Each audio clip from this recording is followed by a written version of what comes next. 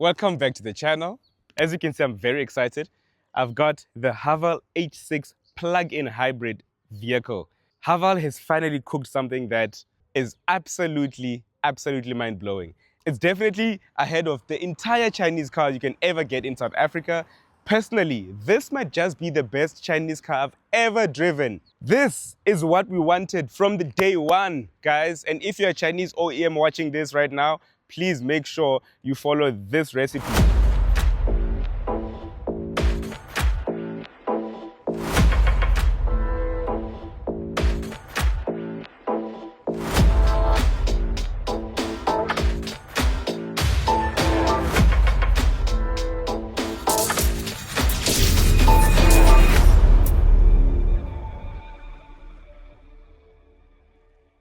Now, in this review, I'm going to show you the exterior. I'm going to fiddle around inside the engine bay and show you what makes this car really good. I'm going to show you the interior, which I think is such a great interior. And obviously, I'm going to do a launch control to see if it's really faster than a Golf GTI. In fact, a TCR, because I've seen videos online where this thing was chowing a Golf GTI TCR. I'm excited you guys can see that. I've got flu, but hey, it's another day in South Africa, another Chinese car. Let's get it, boys and girls. Now, in terms of the exterior, this car, personally, this is called Athletic Blue. It's got a green shade to it, which I really quite like. I mean, there are other colors which are absolutely gorgeous, from red, black, white, whatever you do want. And I would always suggest the white, because then you've got all these bits that I'm going to show you that really pop out on the white. Now, on here, you've got a big Haval logo at the front. And to be honest with you, this Haval logo is quite tacky. I wish they just didn't badge it, or just put the GWM badge rather here at the front. And then you've got this black grille with your 360-degree monitor right on there, some fake vents on there. Why, I don't know, but they do give into a really nice aesthetic, especially onto this car. Now, there's a lot of carbon fiber-esque material. Carbon fiber, fake carbon fiber everywhere, but it really gives into a nice aesthetic, especially on this car. So you do have it down here. You've got your parking sensors on there, some little glossy black bits also at the bottom on here, and then these LED premium vision lights, which we've seen in the likes of the H6, the normal H6, and they're really good looking. And then LED fog lamps as well. When you come to the side, you've got this 19-inch alloy, which is in black, and then with red brake calipers. Now this, for me, works. The previous generation, I don't know if I must call it a previous generation or pre-facelift, or if I must call it a pre-plug-in model, had green brake calipers, and that green went all the way from your lip on here, and that for me was just too tacky. It was just way too much. Now that red brake caliper, that red continues also in the interior, and I'll show you where it continues later, but you do then get this red brake calipers on here.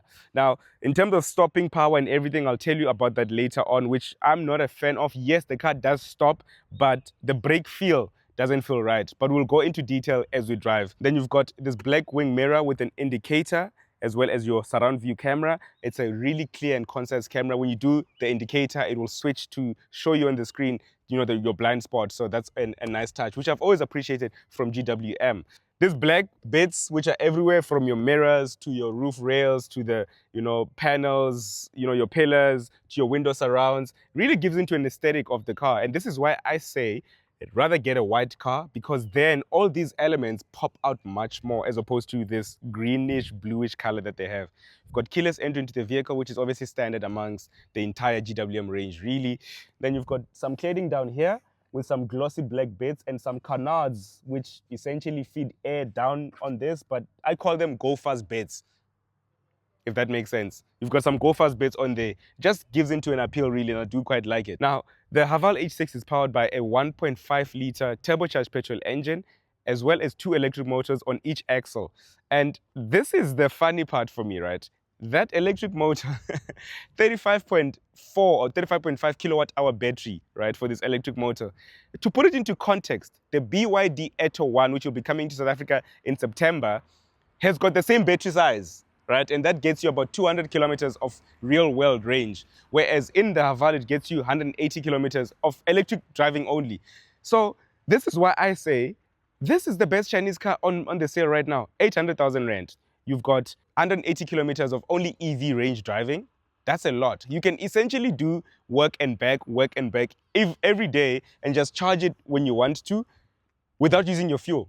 So when you do use your petrol, then you get over 1,000 kilometers of fuel range. For the price, for the sportiness, for the looks, for the range, I honestly feel for 799,000 Rand, this might just be that car. Yes, sure, the coupe-like shape might not be for everybody, but should they put the same setup in the H6, the normal SUV, that SUV, I kid you not, you can screenshot this, you can comment later in many years when they do it, that will be essentially the best SUV we have in South Africa. It drives absolutely phenomenal, but I don't want to give into how it drives right now because I feel like I'm rambling, but that's just how good this car is. Wow, I've said a lot. Anyway, let me show you the rear. I'll show you the interior, which is a really nice place to be in as well, before we go for the drive. But before I do go on, please don't forget to use the link in my bio to get a quote from Naked Insurance. You can easily get a quote in less than 90 seconds and insure any car that you drive. Also, I'm running a competition where if I do get to 50,000 subscribers by the end of November, I'll be taking 2 people from anywhere in South Africa to come experience the Volkswagen Advanced Driving Academy. All costs on me, flights, the course, everything. So guys, if you haven't already by this point, subscribe, like, share. I'm seeing my views are going down, guys. Like, what is going on? Have I offended anybody? Wow.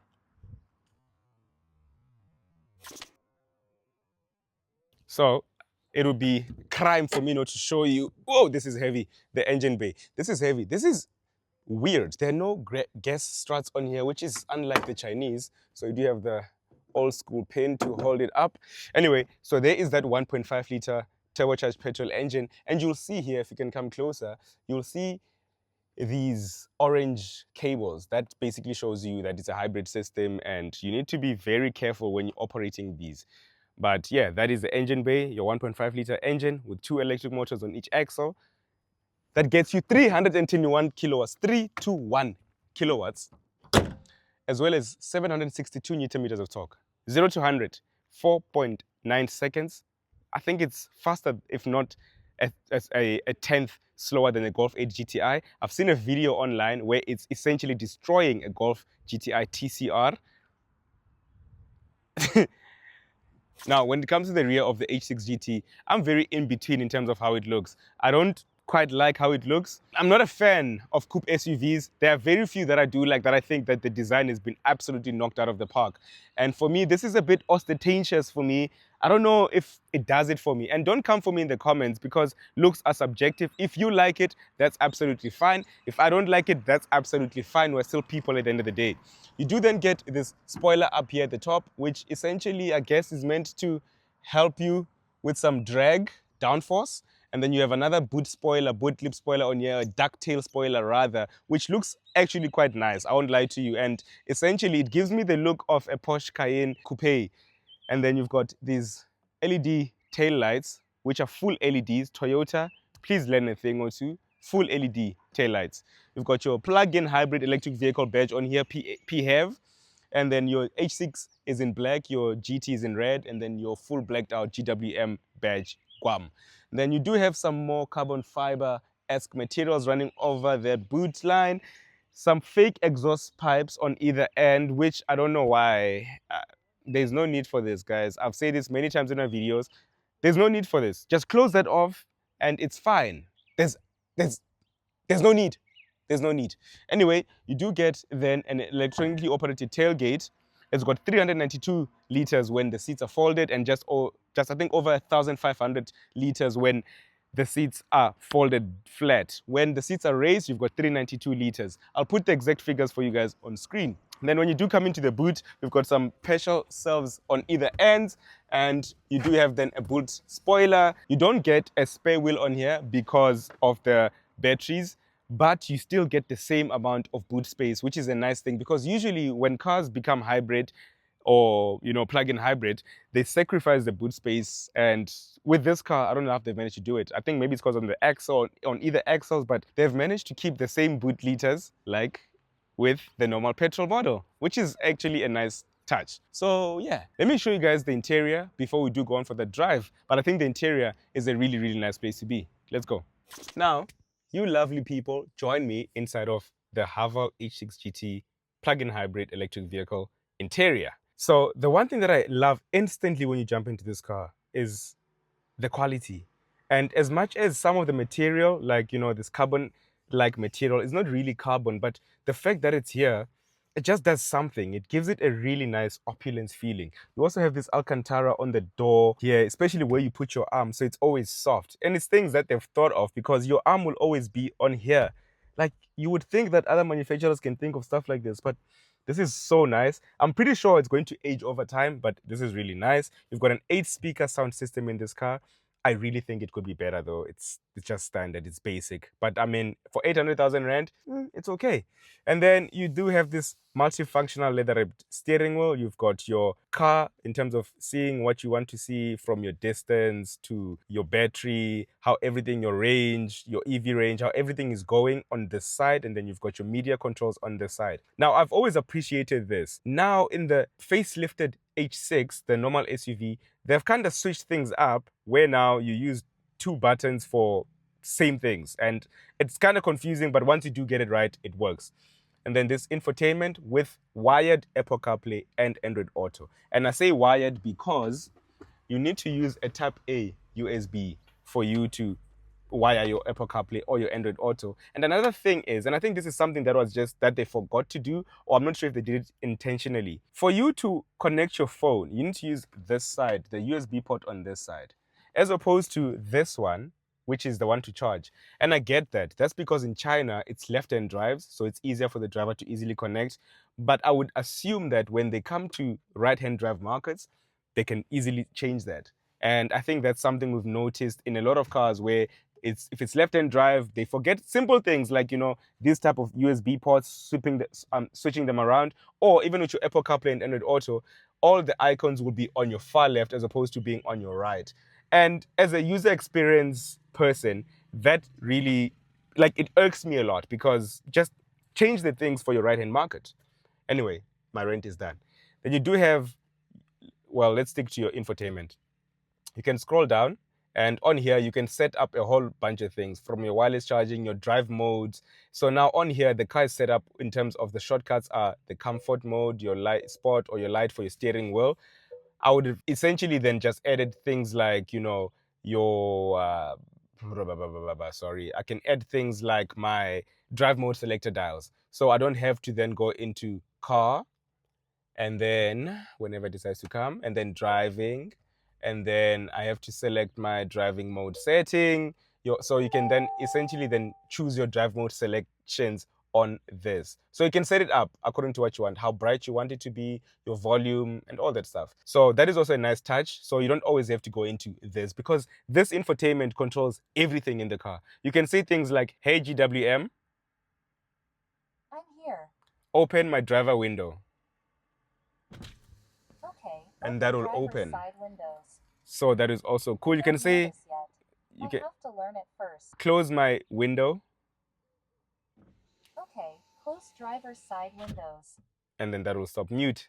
Then it will mute the sound. Is already in a state of silence. Okay, cancel. Cancel, thank you. Let's check. I don't know this yet. I have to learn it first. Bruh. Cancel. How do I turn this thing off, guys? So you can say all these commands to your car and it will essentially do that. You do have sunglass holder right on here. And then this carbon-like material also continues onto that. And you do have some ambient lighting that comes through that. Now, in terms of these controls that are down here, they essentially prompt everything into the screen. So if I do want AC or anything on, I just press on. And that screen, well, I'm already on the screen, sorry. So let's go home. Okay, so this essentially prompt up your climate control, and you can easily swipe down or up in terms of whatever you want. But it is fast. And I mean, when we did go to China with GWM at the Shanghai Auto Show, they showed us Coffee OS, which is a new operating system that will be running on all these products. So I'm keen to see how that works. That driver display is clean and concise. I've always been a fan of that. When it comes to this, you've got a wireless charger on here. It's not vented as opposed to some of the newer products, but it does work. And it is actually sheltered. Whether you have sun glaring on there, it won't get too hot. You have space here to put your key, 2 cup holders on there. Your drive mode selector dial is on here as well. I would have appreciated also the tank style, aviation style gear shifter that they have on here. Then you've got space in here, which can essentially act like a cooler box because it works according to your AC and it will cool your drinks that are in here. It also has some Alcantara so that you can put your hand on here and feel great. The seats are heated, they are ventilated.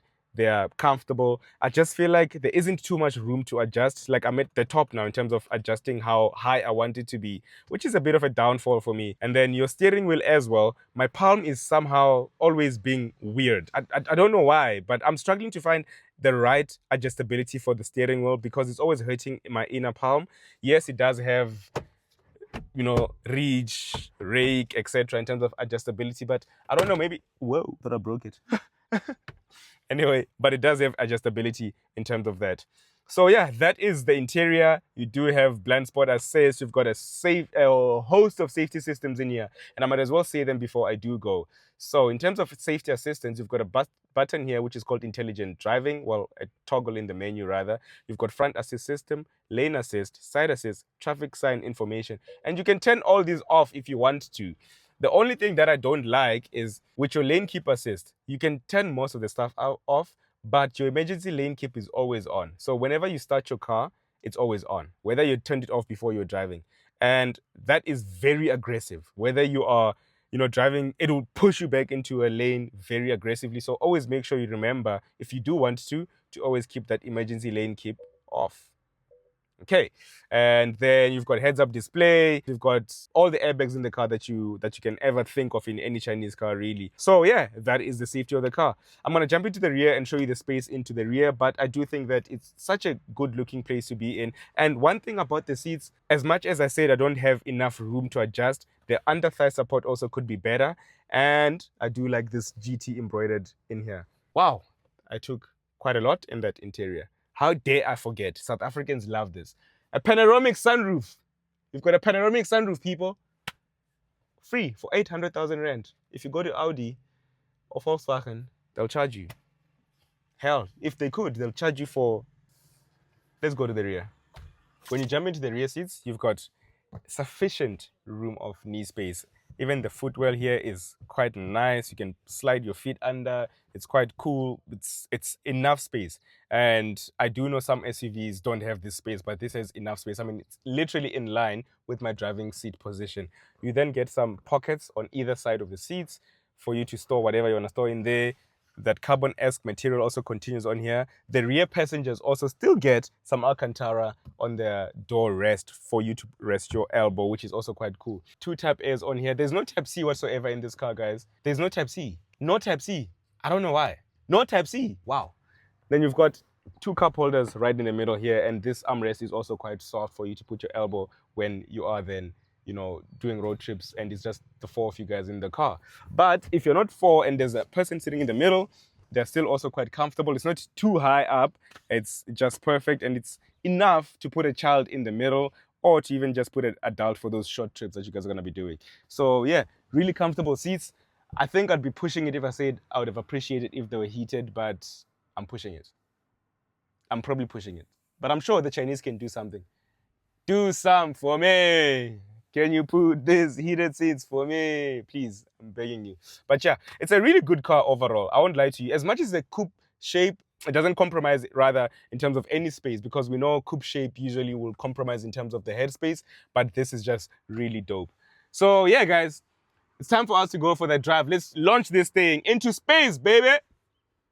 Guys, you know how I said that this might just be the best Chinese car on the market right now? And I mean it. I mean it. You start up your car in EV range, and like I mentioned, you've got 180 kilometers, well, just under 180, because that's the NEDC and it's not the WLTP. So it comes to slightly less. So maybe you're looking at like 120 Ks of EV range. And the nice thing here, right, is you've got different drive modes. And I mentioned that you can essentially set up those drive modes here. And this is one thing I also don't like, is that now I'm concentrating on the screen and not driving. Anyway, in terms of power modes, you've got EV priority. What EV priority is that it will always prioritize EV. So when you've got range, it will always, you know, prioritize that EV range so that you save your fuel. And then you've got EV. Well, EV, essentially just EV, and then there's intelligent. What intelligent does is basically it's a hybrid, and it will charge, and there'll be regen that you can see, and all that stuff. And that's really, really nice. And I've been driving this car in normal the whole time. Yes, it's got sport, there is launch control, like I mentioned earlier on. It's such a comfortable drive and a huge, huge step up from the 2-liter petrol, that GT that was initially introduced into our market. This is just really, really good to drive. And the nice part as well is, obviously, You step on it, and because of the instant torque, it literally sits you back into your seat. They've done such a great job with this car. I can't even begin to explain just how good this car is. The brakes for me though, the brake pedal rather, the brakes do work. The brake pedal doesn't have much feedback for me. I would appreciate more feedback to actually, it is quite spongy, and maybe it's just how I drive and I want to feel things a lot. But this does feel a bit spongy for me.